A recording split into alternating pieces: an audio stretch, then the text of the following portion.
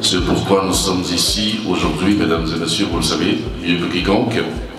C'est pour vous présenter un nouvel ouvrage, un chef-d'œuvre d'un auteur qui n'est plus à présenter, un auteur que nous connaissons très bien, un auteur que nous aimons, un auteur que nous apprécions. Hélène, plaidoyer pour l'enseignement de la pensée critique par les humanités. Voilà le titre de l'ouvrage qui vous sera présenté ce soir. En nous proposant ce livre, M. Gomez nous invite à repenser notre rapport au savoir et à l'éducation. Une lecture indispensable pour tous ceux qui croient en la force des humanités pour nourrir la pensée et l'esprit. Quand on lit les ouvrages de Platon, on découvre par exemple que c'est très intéressant la façon dont on peut faire tomber les puissants, rien qu'en leur posant des questions d'ignorants. Qu'est-ce que le courage? C'est tenir ferme devant l'ennemi. Si mes troupes sont sous un feu nourri, est-ce que je leur demande de tenir? Mais tu es fou, tu vas les faire tuer jusqu'au dernier. Donc le courage, ce n'est pas tenir ferme devant l'ennemi. Qu'est-ce que la justice? C'est rendre à chacun ce qu'on lui doit. Si un de mes amis me confie des armes et qu'il devient fou, dans son état de folie, il me les redemande. Dois-je les lui rendre? Ces manières simples, qu'on appelle la maïeutique, doublée de l'ironie, nous permettent de voir de quelle façon la pensée critique peut se mettre en action.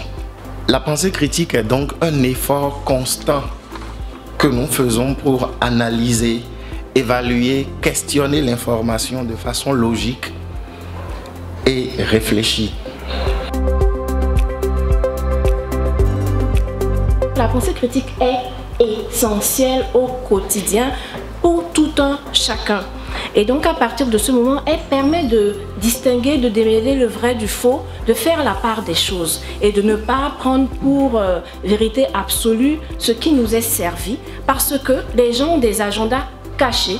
Les gens sont là pour pouvoir vous influencer, vous manipuler, et donc vous devez pouvoir, à votre niveau, quand vous réceptionnez une information, la traiter, l'analyser et voir dans quelle mesure l'évaluer.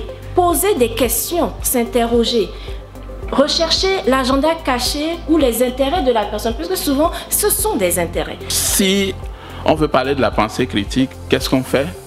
On mobilise les connaissances que nous avons, et puis, après, on fait une analyse bénéfice-coût, et on fait son choix.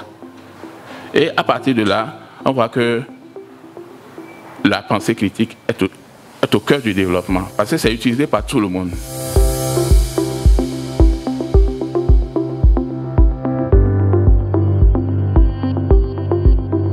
Ce que j'ai pensé pouvoir mettre en débat, c'est une question universelle. Ce n'est pas une problématique qui concerne le Bénin, qui concerne l'Afrique, qui concerne l'Occident seul. C'est une problématique qui concerne l'universel. Nous sommes des êtres humains, nous avons des problématiques qui sont identiques, quels que soient les cieux sous lesquels nous vivons. Je propose un cheminement qui permette de lire ce document.